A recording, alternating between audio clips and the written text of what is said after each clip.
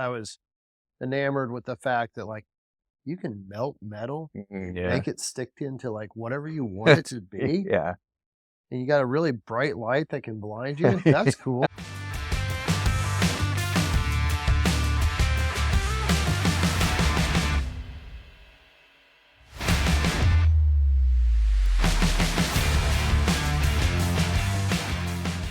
Hey everybody, I'm here with Patrick Rorman, MT Knives. We're just going to talk a little bit about his journey today, starting off with the process of homesteading and how the family got on the journey to a more self-sufficient lifestyle and running your own business, entrepreneurship, all those types of things.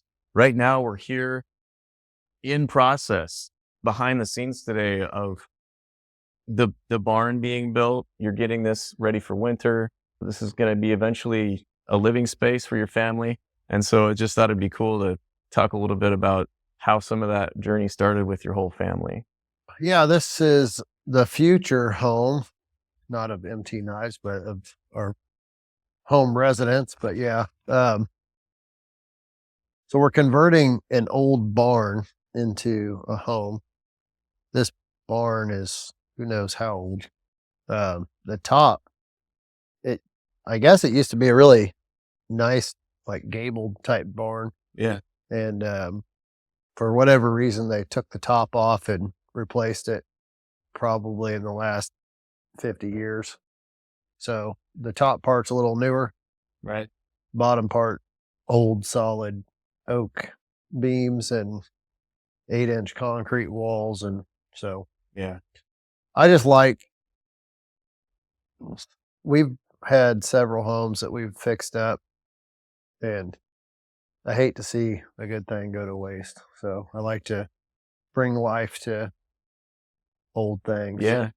Tell me about on your journey, more like a little bit of the family story when you started. Either have you always homesteaded? Did you start in a house when you were working a job? What was some of the journey of like getting more into living off the land and that kind of thing? Have you always done that, or is it a newer thing as far as So I pretty much started out with nothing, and I still have most of it. okay. So, I guess growing up, I grew up on a farm, and actually, I didn't grow up on a farm. About first grade, my mom married a farmer, and he had some land, and we moved out to the farm. And so, thankfully, growing up on a farm, it's kind of interesting. There's a lot of homestead channels and different things, and it's so many people who are coming from nothing, no experience. And my wife and I, it's kind of funny because we both kind of grew up learning a lot of things that people are interested in learning now. And it's kind of funny because in some ways we're more qualified to like teach some of those skills, Yeah. but we don't. I mean, we do, but not in that capacity. Right. So, we moved out to the farm. I was involved in 4-H, which is a great organization for young farm kids to Yeah. learn. I raised bucket calves, and I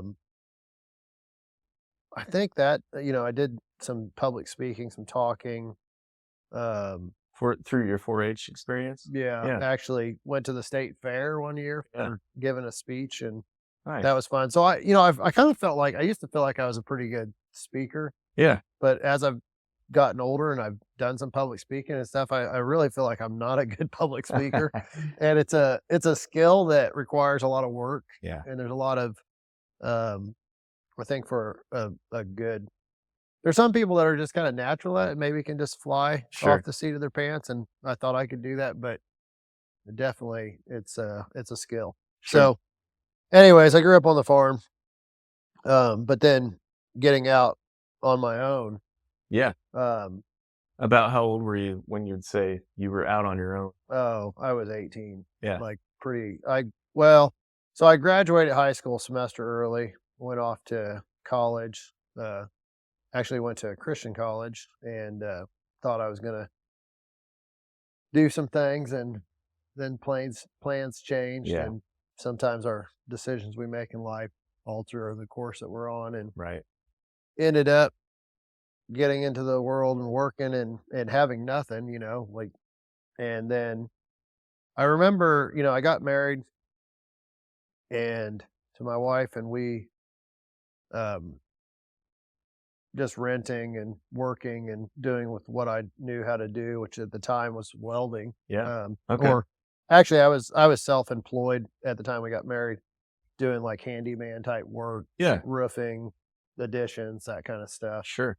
Um, I had a desire to have our own place and Meaning like a farmstead or just a house, just yeah. not paying rent to Yeah. somebody. Yeah. I mean, in the boat that a lot of people are in today too, it just feels impossible to buy a home. And I had like little to no credit. Yeah. And I remember I found a fixer upper, and I had asked my mom to like co-sign for me, and she was not going to co-sign. And it's kind of funny. Which I think it's good, not to co-sign for somebody. Yeah. Yeah. But I remember the frustration being young and just like seeing this, what I thought was a perfect opportunity. Right. Um, and so long story short, we were looking for a house, and I don't remember how we found out about it. Maybe somebody in church or something, but there was a house that was vacant. The lady had bought, I think she had bought the property for her son, or he had bought the property and she had lent him some money or something. Anyway, she wanted her money out of it. He had started to fix it up and left. And so it was a house with that started to be renovated and not finished, but a lot of the material was there just to finish it. Yeah. So I told her, I'm like, well, a bank's not going to lend on this, and I don't have the money. Right. I said, but if you give me 3 months, I'll get it fixed up and I'll get the loan and I'll buy it. And so she gave me the 3 months. And actually, I think it turned into more like 6 Sure. because it always takes longer. Yeah. And she was great. We got our first house and we got the loan, and then it was like a snowball. I found another house. Wow. Found another house that was in worse condition. Yeah. And so I think the first house, I think we paid $12,000 Nice. for, Yeah. something like that. And then I found another house for like $6,000. Whoa. It was out in the country with like 2 acres. Nice. I'm like, yeah, the first house was in a small town. That include the land and everything? That was everything. Whoa. And so I had the idea, like, well, if I sell this house, I'll have the money to just get out of debt and buy that house and fix it up. And so sure enough, I actually sold the house to my mom because she needed a better place. And, Yeah. so she ended up buying my house, and then I paid off the bank, and I had like $8,000 left over. Yeah. Paid off everything and bought the next property. And the bank, it, it was the Wild West of borrowing money back in, let's see, that would have been the early 2000s. It was Right. kind of before the big financial crisis. Right. And my bank was like, well, you did a good job. Like, they just kind of gave me an open line of credit. Oh, wow. And so I didn't have, like, I just, hey, I need some more money, and they would put it in my account. And so it was pretty nice. So that second house, it was in horrible shape. Yeah. At one time, some dogs had got loose and underneath the floor, and they were trying to get the dogs out. So they like took a fire axe or something and like chopped a hole in the floor. Whoa. It was a mess. Yeah. So when I bought that property and I started working on it, all the locals were like, "What are you doing? This house is Lost cause. lost cause."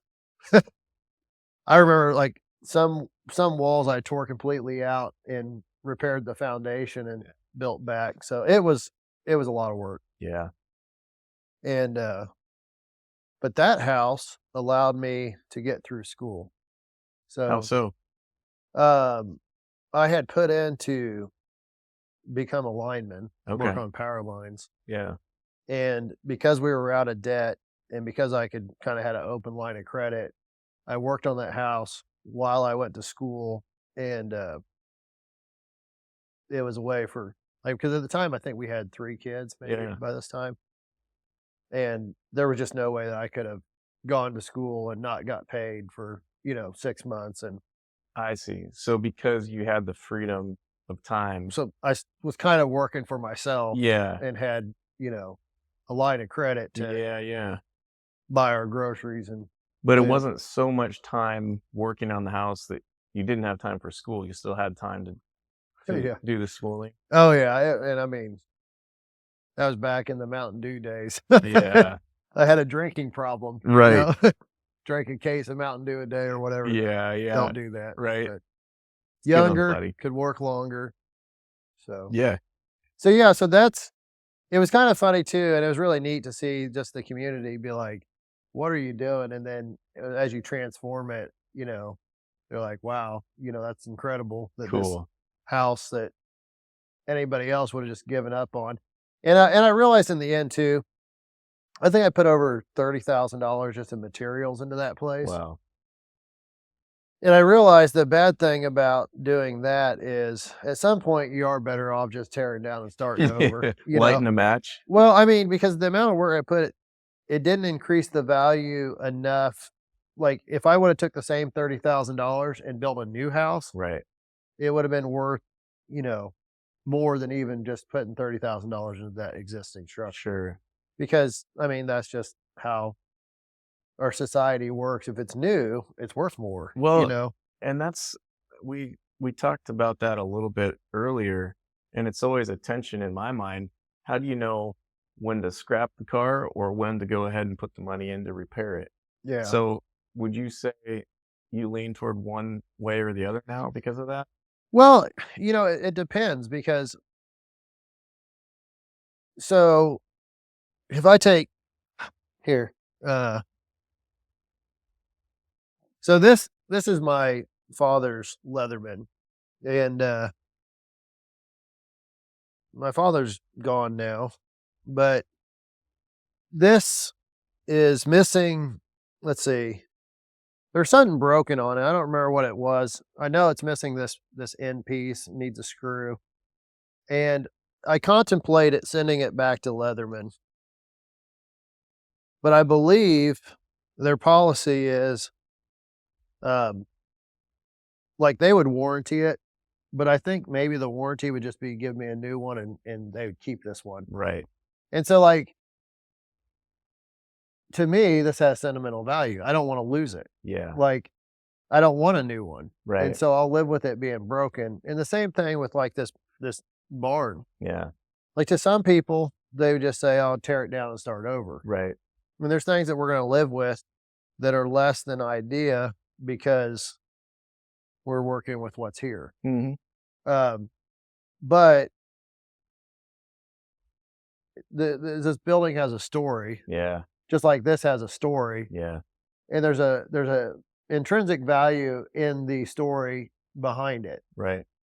And so, if you're buying something like that, to buy this, sometimes it's priceless. Right.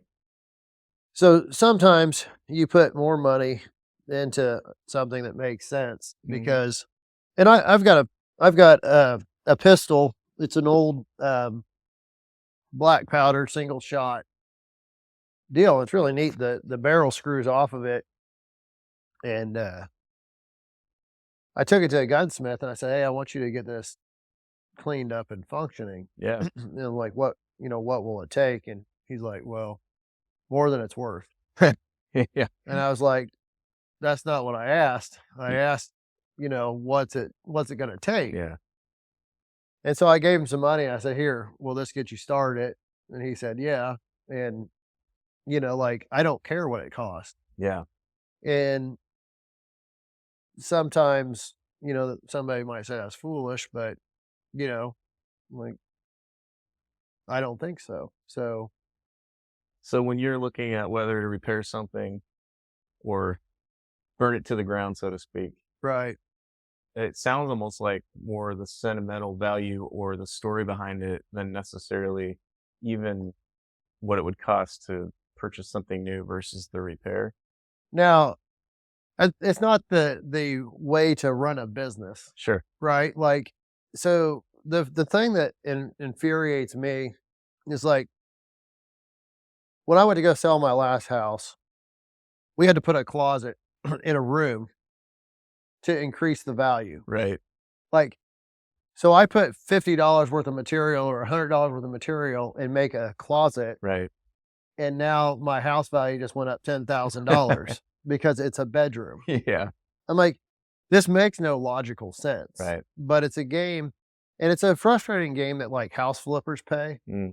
Like, oh, we're gonna go put in some cheap flooring, Yeah. paint the walls, do the things the bank wants Right. to make this more valuable. Right. But have they really added value to that property? Mm. You know? So what's the price? I heard it said once, like where two fools meet, Mm. and it's like Wow. the price of something is whatever two people agree upon. Right. And you're always just like just like the internet, right? Like when we put stuff out there on the internet, the comments start coming in of, oh, well, what about this? And what about this? And oh, that's overpriced. And oh, this is what a Mm. great deal. And Yeah. you can find the people who are gonna agree with your line of reasoning. Right. But at the end of the day, if a buyer, the seller kind of sets a price, Yeah. the buyer either agrees to it or doesn't, Yeah. there's some negotiation and the deal's made. Right. Right. So So there is that practical value that sometimes is maybe not even a real thing. It's like the bank says it's valuable because it checks off these certain boxes, but you have to decide what's really valuable to you. yeah, and so something kind of interesting too is the older I get, I realize like value of things change over time, and sometimes it's because of logical reasoning, and other times it's irrational thinking. And I guess that kind of is where like the whole intrinsic value of something.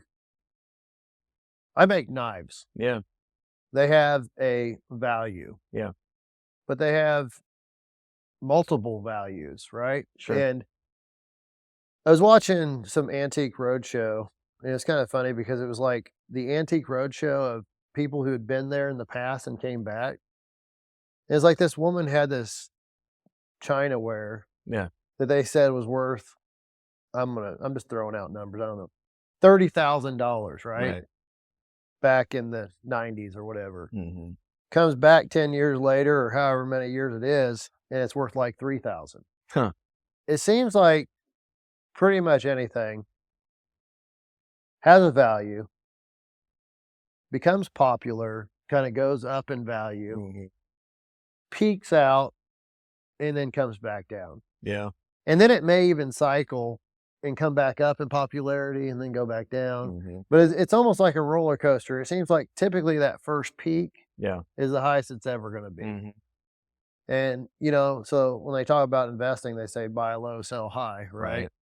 And then with knives, my goal as a knife maker, as with my brand, is to build the value of what I'm selling. But ultimately, like I know, my knives are probably going to be worth the most after I'm dead and gone. But then over time, they're going to come back down. Right. As people no longer know who I am or lose that connection, Yeah. then that starts to descend. Sure. And I think part of your job as a craftsman, as a artist or whatever, Yeah. is to build that value for your customers. Yeah.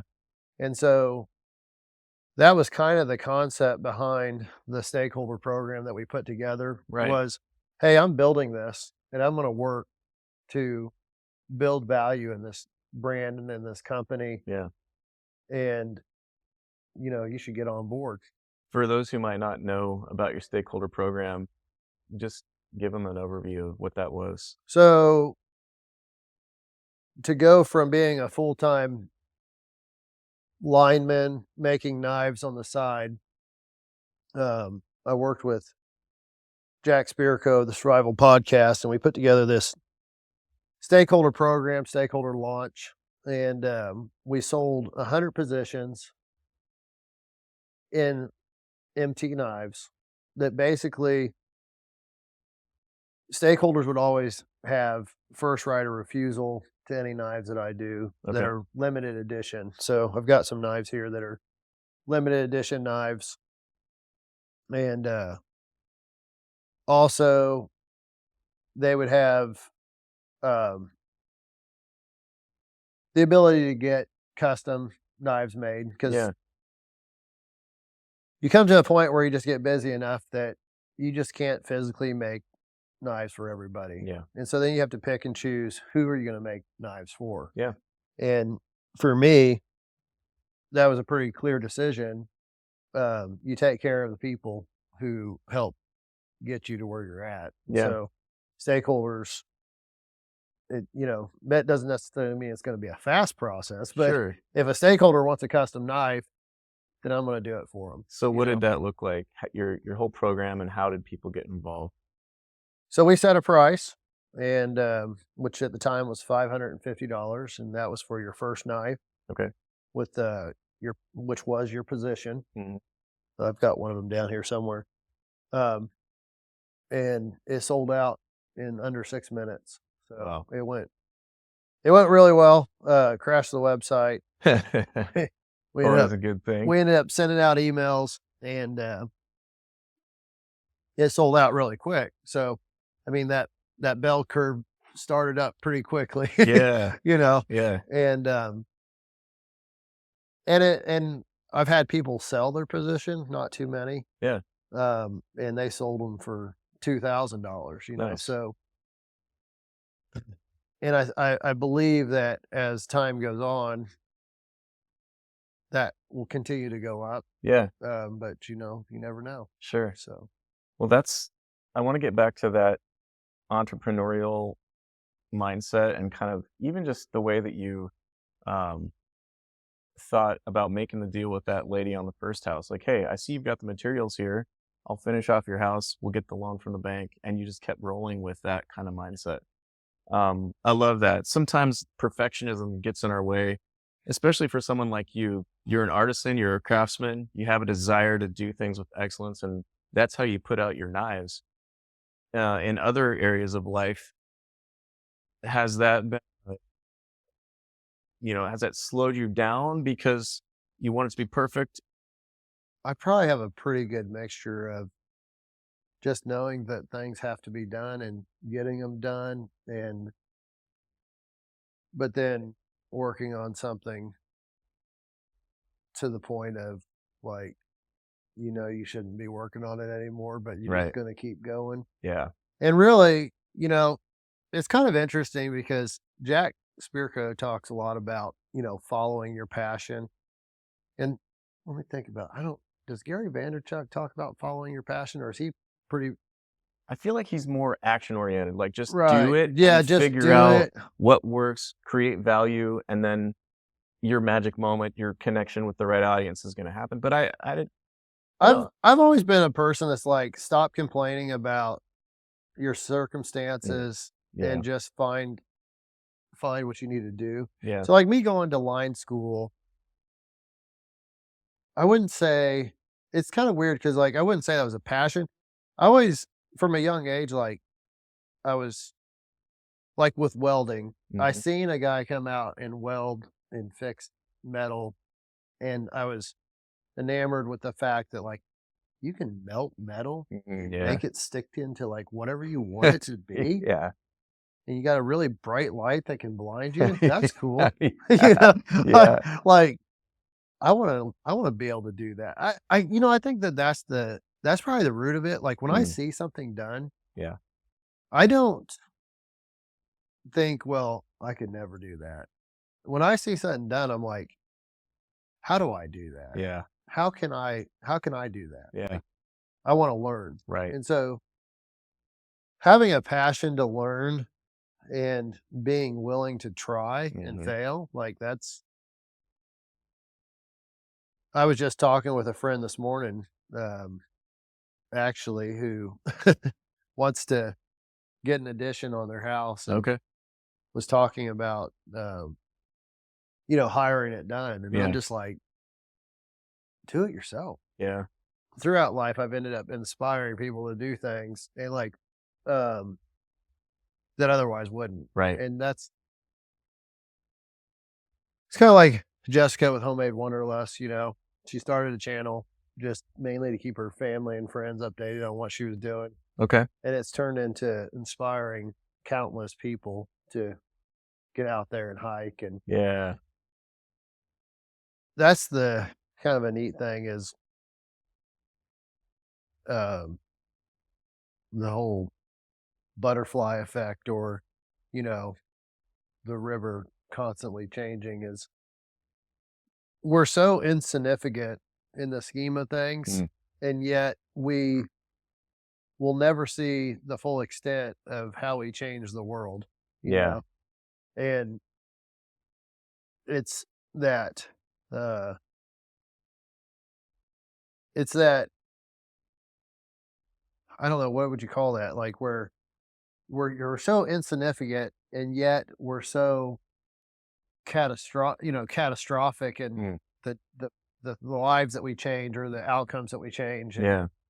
And you'll never see the full extent of it, Yeah. So, um, Would you say that goes into, as you're saying that, I can't help but think, just like we're talking about with whether you repair something or you buy something new, the value that's built into something that has already existed, sometimes it's the actions of others that put the value into it.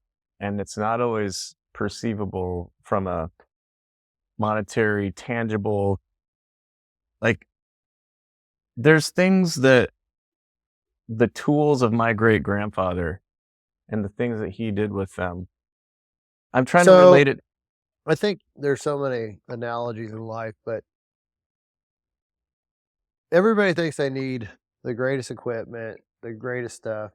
And I watch these reels of people over in India working with no shoes on, Right. with a piece of string, Right. and it's like they are creating Mm. sometimes the backbone Yeah. of civilization. Yeah. Like I watched one the other day where they're like stamping and creating this huge cast iron like part. And it's just like, so really, like when you drive by somebody's place and you look, it's the parable of the talents, right? We all have our talents. Yeah. We all have what we're given in life. Mm-hmm. And it may be one, it may be three, it may be five, Mm. maybe 10. Right. The real test is what will you do with them? Yeah. Yeah. And so like that's where I get frustrated somewhat in like but I don't have this, or I don't have, just get out there and do with what you Mm. have. Mm. There's always somebody out there that has less than you and is making something incredible. Yeah. Yeah. You see a guy with no legs Hmm. climb up into a semi and drive a semi. Yeah. You see these people in third world countries and working with mud and sticks and make a beautiful house. Yeah. And so at the end of the day, like we're accountable for what we have and what we do with it. And if Yeah. we're good stewards of what we have, it's gonna increase in value. Man, that really ties into the conversation of perfectionism versus just going after it and doing it, and doing the best you can with what you have. I got a funny story to tell on one of my customers. Yeah. So one of my customers, I won't use his name. No, Keep it safe. he broke the tip off his knife. Okay. And then the frustrating thing is, I know he wanted me to he asked me if I could fix it. And I'm like, sure, I can fix it. And I'm like, it's going to change the blade profile. Yeah. It's going to be Shorter. not what it curved was. differently. Yeah. And he's like, oh, so I'm going to have a knife like Owen Wilson's nose. And I'm just like, what? Okay, yeah. And now the history is he had some other knives rust and some different things, Mhm. and he wanted to blame the knife. Yeah. Like, "Oh, the knife's junk." And I'm like, "No, the knife's not junk. Mm. You just didn't take." I said, and I told him, I said, "Some people will never have anything nice in life Mm. because they can't take care of what they have." Yeah. And that might seem like a jerkish thing to say, Oh, but it's the truth. yeah. Like, you have to take care of stuff. If you want quality stuff, you have to take care of it. You see these people, they buy these super cars. Yeah. They don't know how to drive them. Right. They spin it out and they wreck it. Yeah. And how much sense does it make if they turn around, that car's a piece of junk? Right. Like everybody that looks at the situation is like, no, you're just an idiot, Mm. you know? So you have to learn how to take care of things, Yeah. how to maintain things, Yeah. how to restore things. Mhm. I mean, that's the nice thing about heirloom quality stuff Yeah. is properly maintained. It can last generations. Absolutely. Yeah. I don't wear it now, but I used to have a leather belt, and it's a big, thick, like lineman climbing belt. Okay. But I used it for a leather belt Yeah. because they're just built so darn well. They're Mhm. built to carry you, Yeah. and properly maintaining that leather, that belt would last generations. Yeah. And the crazy thing is it's not an expensive belt. Mm. Yeah. You can buy them for less than $50. Yeah. You There's plenty of belts that you can go buy for 30, 40, $50 that are trash that Mm. are not going to last generations Yeah. because they're not made to last. Mm. So I like things that last. Yeah. I like industrial grade. I believe in building things that are going to last. Yeah. And that's why we're making this our house. Like this Mm. barn was made to last, Yeah. and it's already over 100 years old, Right. and it can stand for another 100 years. Yeah. And I hope it will. Yeah. And so here in America, a lot of our homes are temporary dwellings. Right. You know, Yeah. I was talking to somebody from Israel. They're like, if it's not concrete, it's not considered a permanent structure. Yeah. You got to think, I mean, being bombed and all sorts of Oh, stuff. yeah. Like, I want a permanent structure. Right. Right. You know, Yeah. it costs more, Sure. it's more labor, Yeah. but it's also, I mean, nothing's permanent on this world. For but sure. I'd at least like something that's gonna. I want somebody upset with me when they try to take it out. Yeah. Absolutely. Like, what was this guy doing? Yeah. You know, Yeah. I didn't build it to take it out. I built it to last. Yeah. You know. I watched this Italian guy who bought 2 dilapidated cabins in the Italian Alps. He's Dutch, and he didn't know how to do anything. But he bought these stone structures. They're 50-centimeter walls. I don't know how many inches that is, but it's like It's about thick. 2.5, 3 feet. Yeah.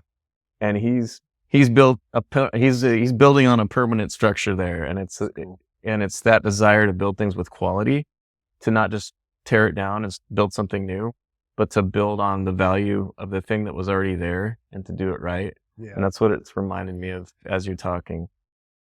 We got on a little bit of a bunny trail, Yeah. but let's get back to the family and how your journey of going from renting, working a job to now the place you are today. What was after that second house that you bought while you were still in school and you were working as a lineman? So we finished that house up. Well, we pretty much never lived in a finished house. Yeah. I actually paid somebody to finish the trim and the last little nooks and crannies.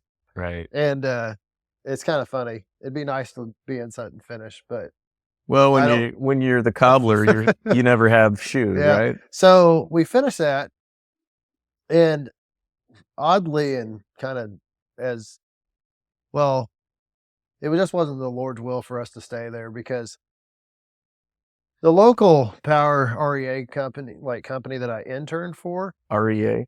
So that's a rural electric cooperative. Okay. So you've got investor owned, Mhm. you got rural electric cooperatives, and you've got cities or municipalities. Okay.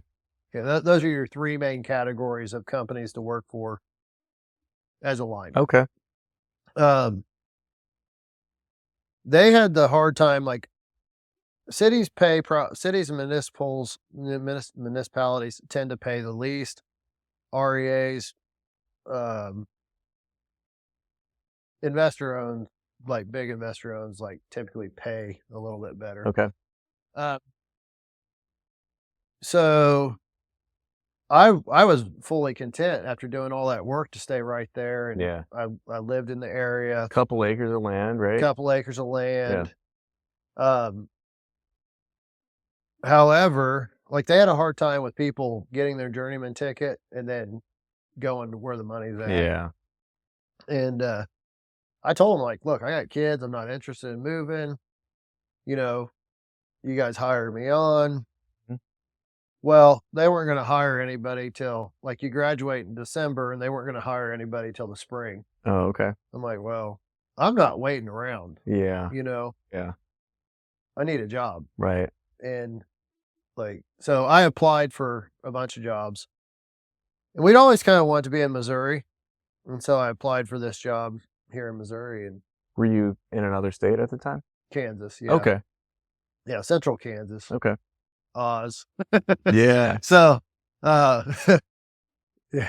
there's no place like home. No, Mhm. I like home is, I don't know, my wife and I both kind of been drawn to the Ozarks and Yeah. finally made it. Nice.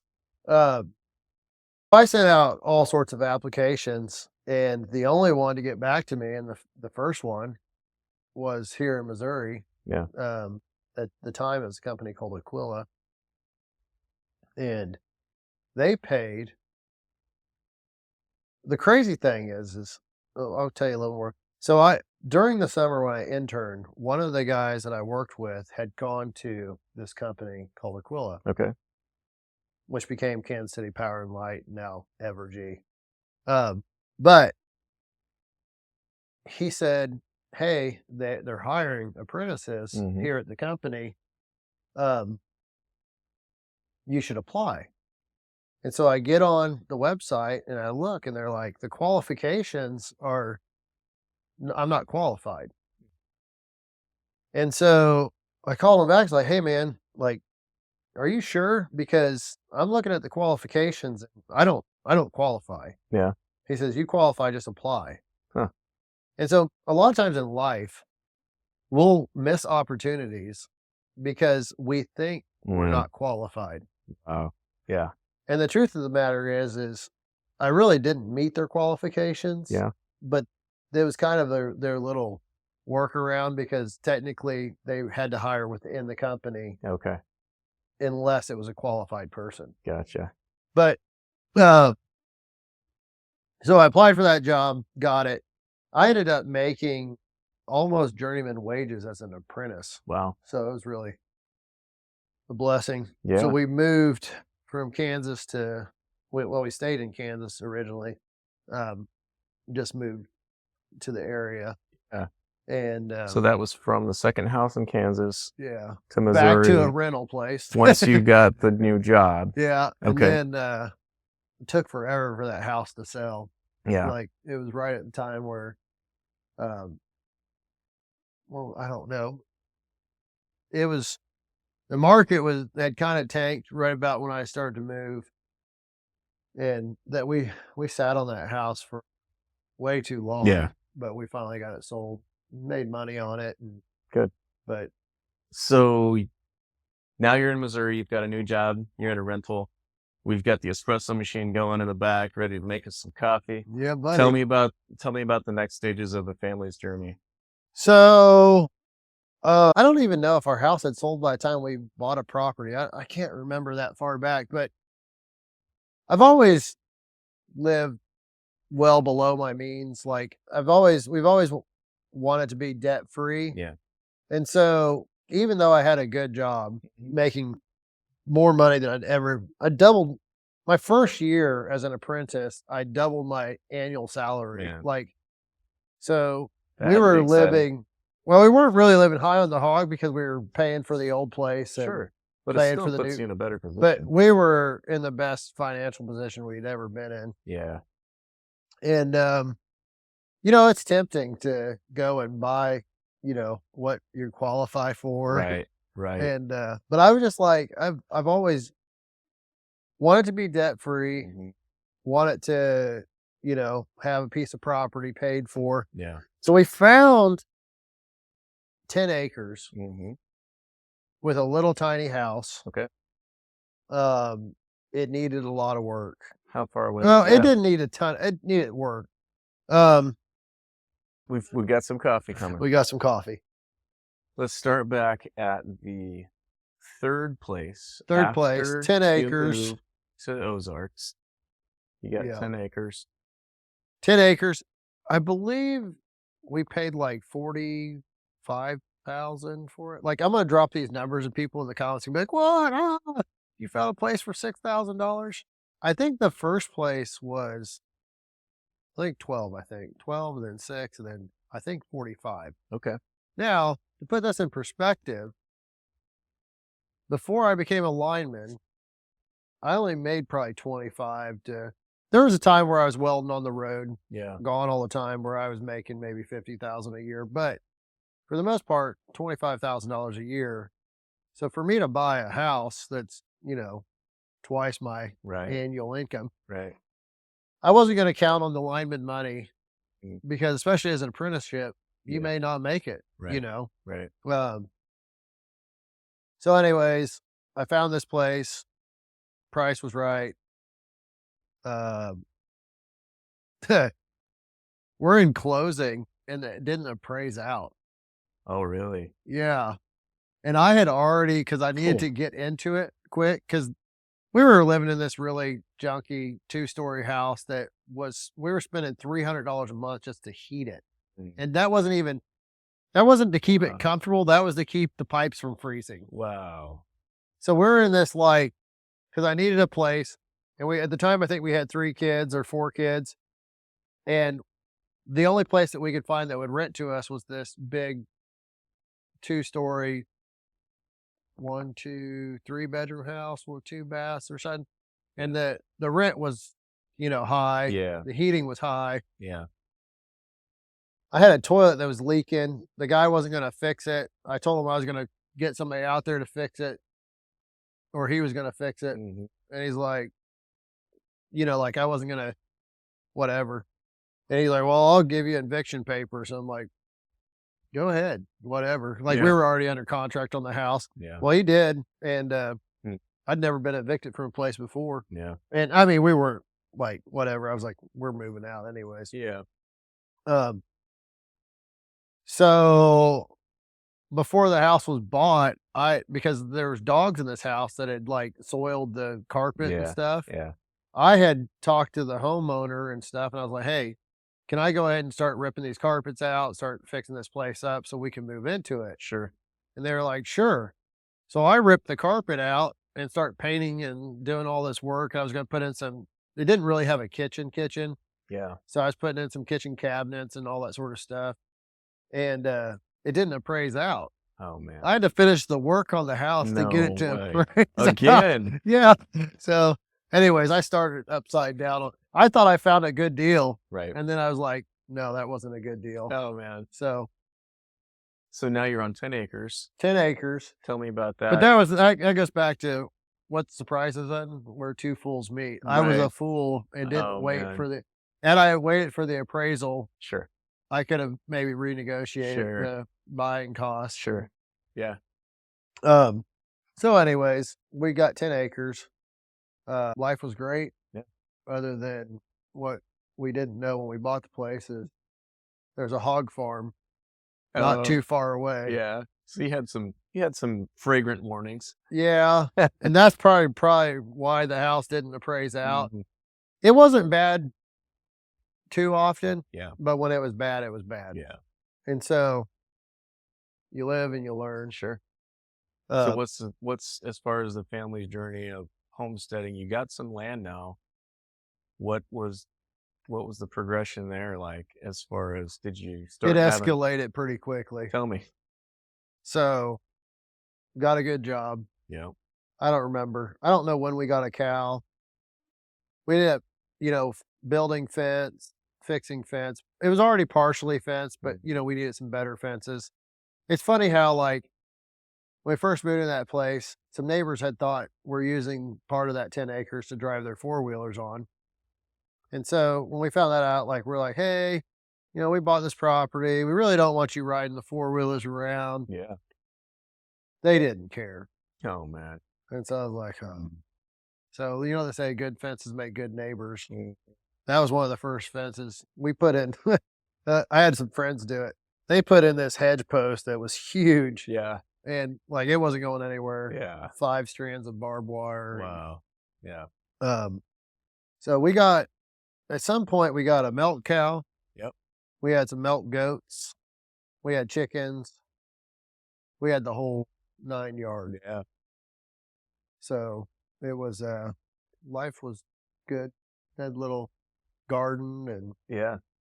just raising kids. About how many kids at that time? Well, we lived in that house. We had, let's see, trying to think. Ryan, let's see, the Ryan. I don't remember. Let's see. I think we had 3 when we moved in. Yeah. And 9 when we moved out. Yeah. Or something like Yeah. that. So is this where you ended up This was moving out of your lineman job eventually? Yep. Yep. Yep. So that place, I built my first shop there. I first started making knives in a little shed. Okay. I went out after I got done making my first knife. I came back from Oregon. I spent maybe $1,000 on tools. Mm. I bought a drill press, a bandsaw, um, basically just the bare minimum of what I needed, Yeah. and started making knives. And then built a big shop. Yep.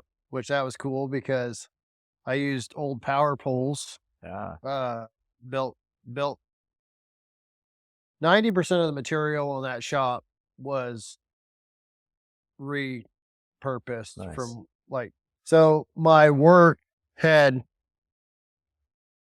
the work building was originally a flat roof. At some point they went in and they framed up a roof over top that flat roof Yeah.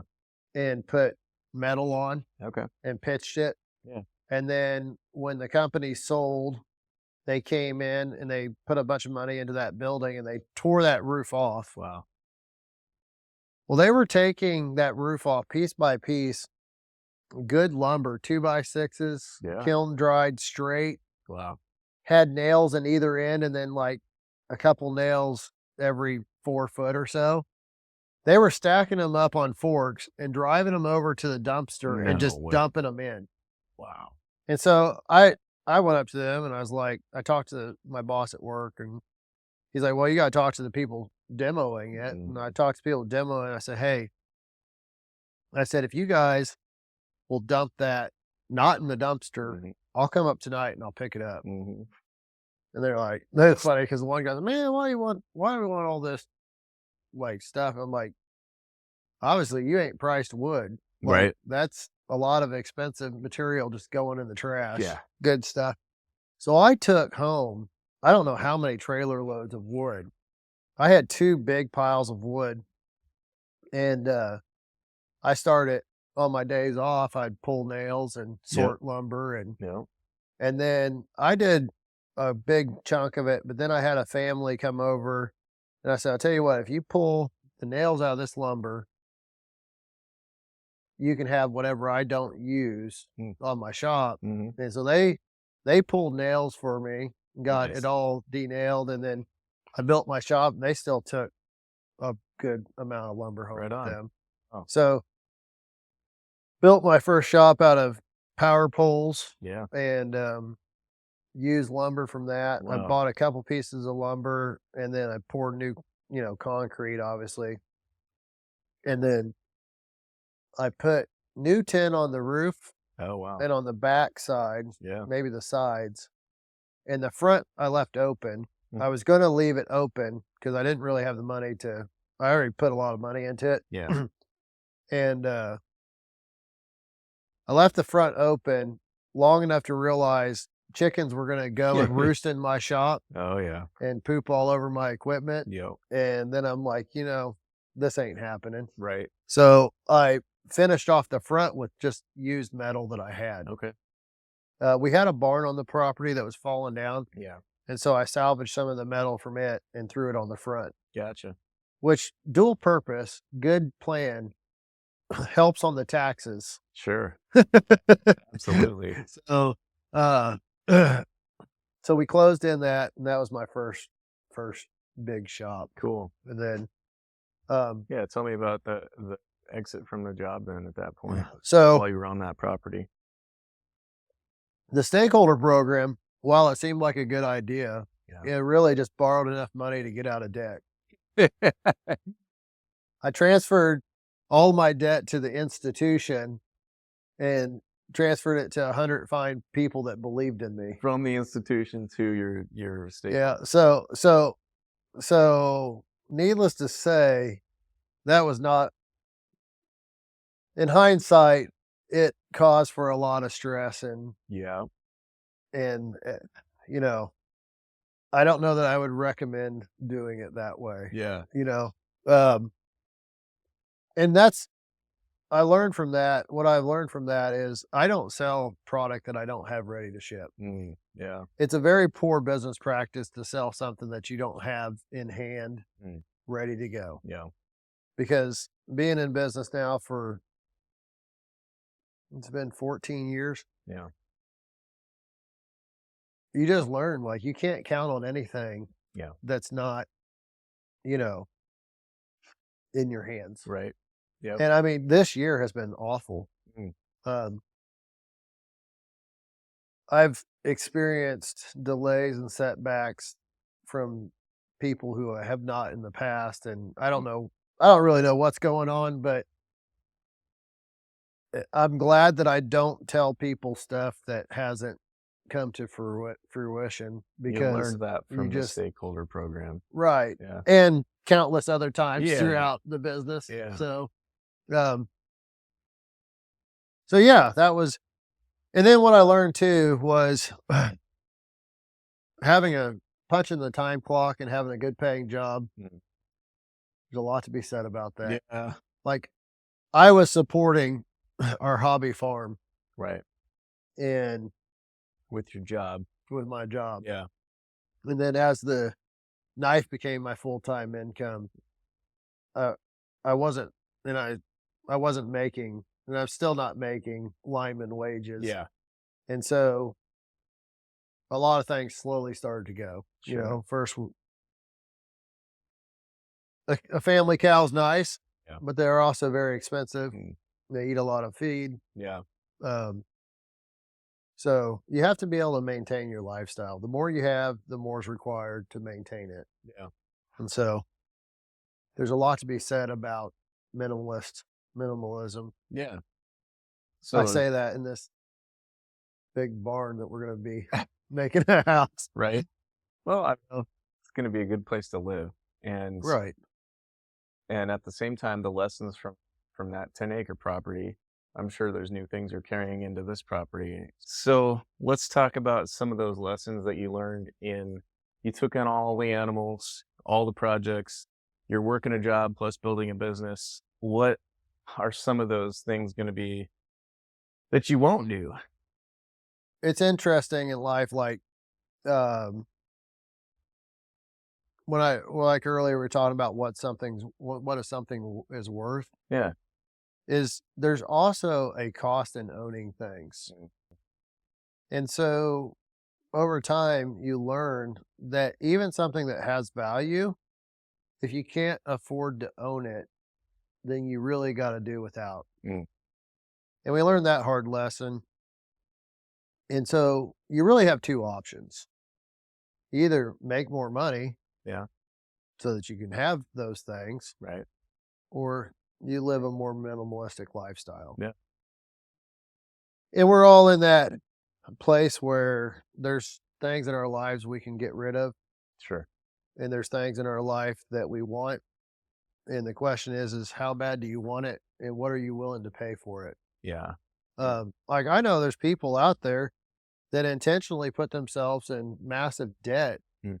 because that's the drive that they need to perform. Right. I don't desire that lifestyle. Like Yeah. I desire a pretty stress-free lifestyle. Yeah. We've had quite a bit of stress over the years and just life, Yeah. having children. You know, our last homestead, we had, I'm not sure how many children at home in that house. Yeah. So, you know, that was hard to let go. Mm-hmm. But you know, it's just different stages of life. Yeah. There will always be a place where, you know, that first home, Right. that, you know, different chapters in our lives that we've created at these different places, Yeah. give those places some meaning. Sure. I'm looking forward to this chapter of our life. Yeah. It's kind of interesting because we're more than likely through the stage of having more children, Right. and our children, you know, are getting into adulthood themselves and having children and Yeah. all that kind of stuff. So Yeah. I'm feeling old. Older and wiser. But I know I'm still young. Yeah. So, Yeah. so yeah, that's pretty much how we got here. Yeah. This. Right. So I guess the takeaway from this journey and thinking about not just the different chapters and the things that you've learned, but if anybody's different things you learned, but if anybody's looking at getting into a property still, maybe what are a couple takeaways from what you've learned in going through several properties yourself, what to look for, how to think about enough but not too much, just like you're saying, content with enough but not taking on too much. Buy before you know too much. You know, like no, I knew enough to know that when we bought our third place,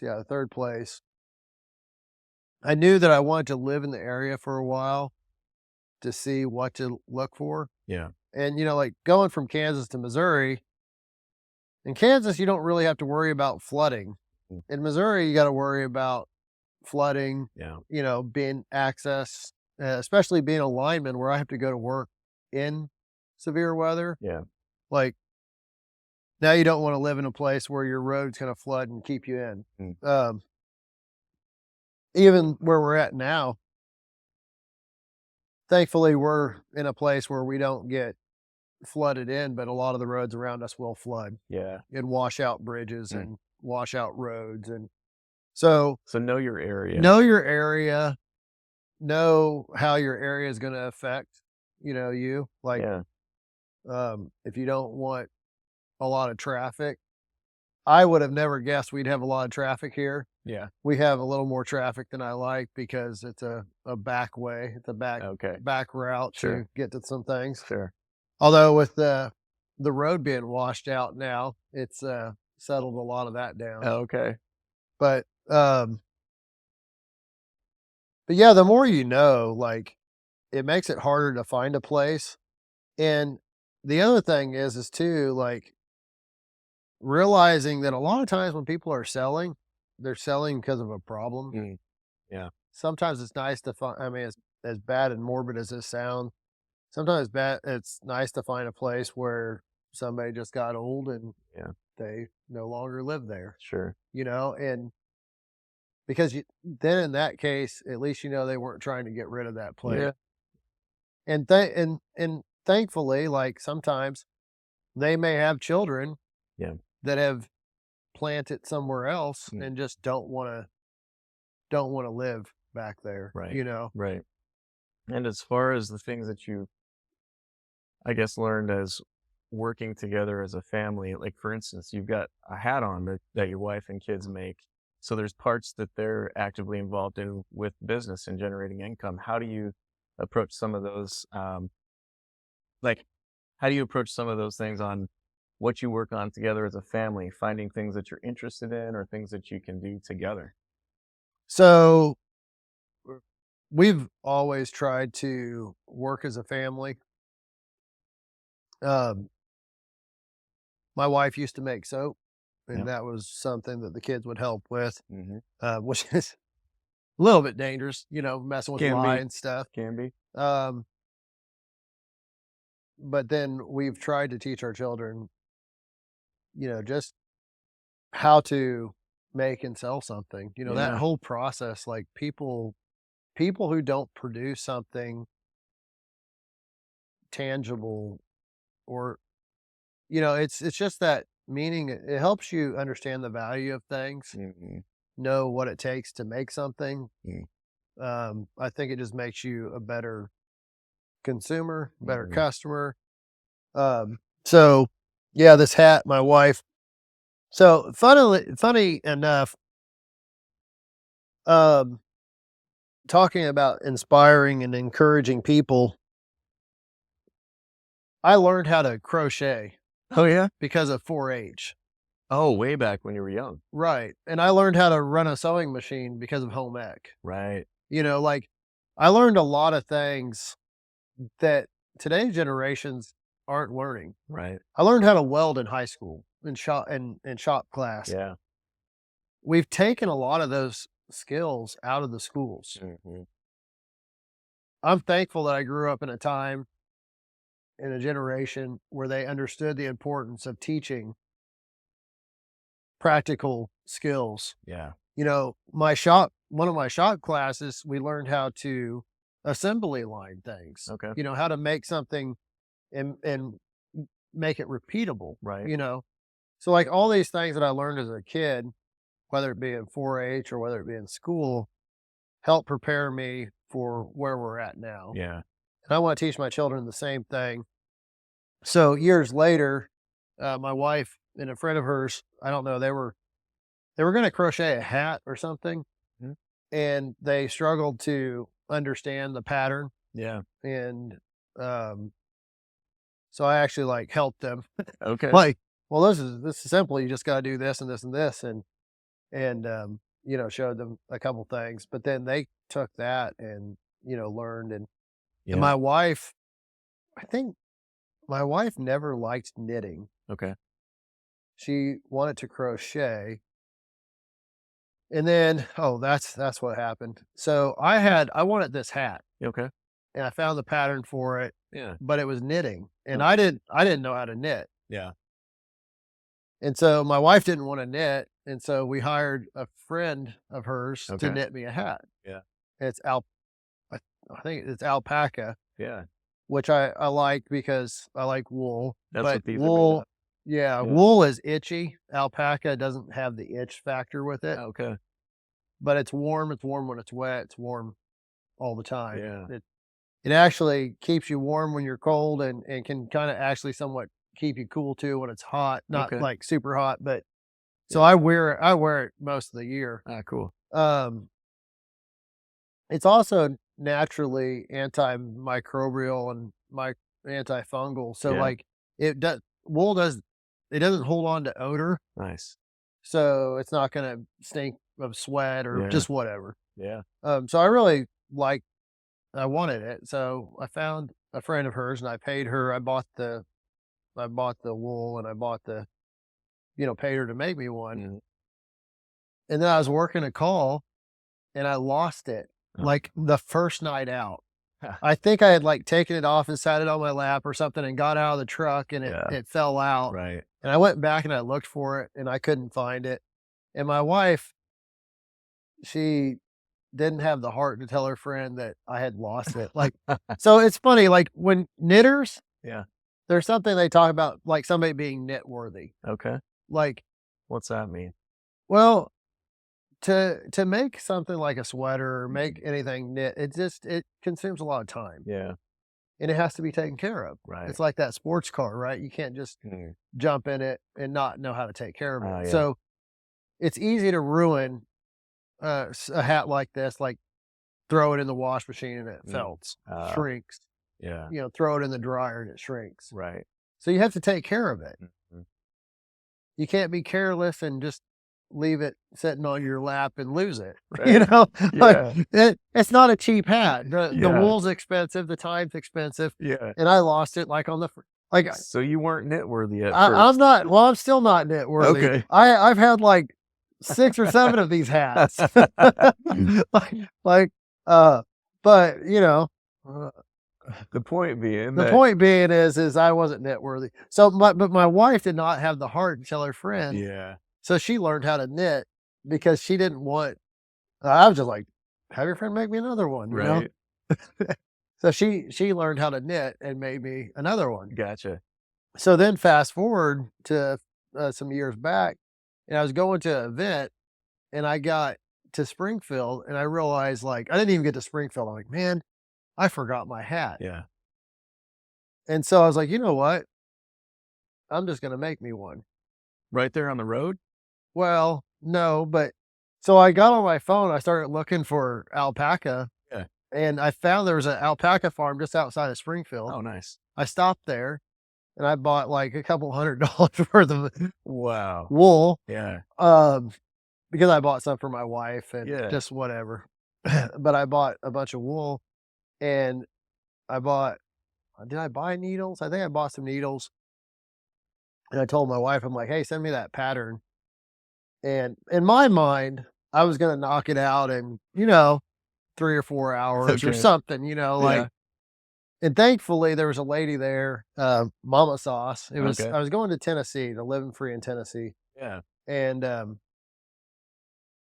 Mama Sauce knew how to knit. Okay. And there was another lady there that knew how to knit. Yeah. And so they kind of helped me a little bit, but I worked on that stupid thing all weekend long. Yeah. I finished it Nice. before the event was over. Yeah. But it wasn't like I was just going to knit a hat before nightfall and have a Right. nice warm hat for me. Takes a So, little bit of work, a little bit of time. yeah, so I've made one. Okay. I don't think I've knitted anything since. Yeah. But your wife and kids have taken that up. right, so my wife and my daughters, they knit. Very cool. They've been making them, putting them on the site. Yeah. And my wife also gets upset because I don't know, but there's an inside and an outside to this. Okay. I don't care. I think this is out, like the wrong side out. Yeah. It wears just the same. It Yeah. keeps me warm just the same. Right. So she told me beforehand, she's like, make sure you have it right side out. I'm like, I don't even know which side's the right side. It's fine. I don't It's care. keeping your head warm. Some people care about the way it looks. I don't care. Yeah. I'm past that stage in life. So, Cool, man. but- Well, it's cool to hear some of the journey, the family's involvement, and how you're transforming into what this new place is going to be. And I'm excited for you. Just as we close out, what's the one thing that's carrying you forward into this next season? Like an idea that you can boil down for everybody. Oh, you can't just like ask me a Hey, question man, like that with no I dropped the preparation. bomb. The one thing, We can cut to once you get the idea in your head. there is no like one thing, I guess is just I don't know. Like similar to Seek- what you just Seek told the me. Lord and follow his ways. I don't know. I just I just live each day by day, taking it day by day and Mhm. setting goals.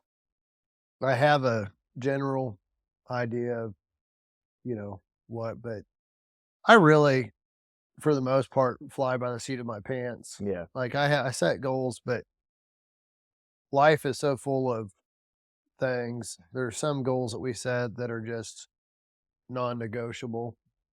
And then there's others that I'm pretty flexible. So Yeah. just try to make sure that every day that I'm getting a little bit closer to where I want to be and doing the work. Yeah. It's funny because I feel like in some ways over the last few years, our life's been kind of just a, a mess. Whirlwind. Like, yeah. And it's like, there's definitely times that I'm like, man, I'm just not getting enough done. I'm not, like I haven't been working on this or whatever. Sure. And then I go back and I look at what we've accomplished. Right.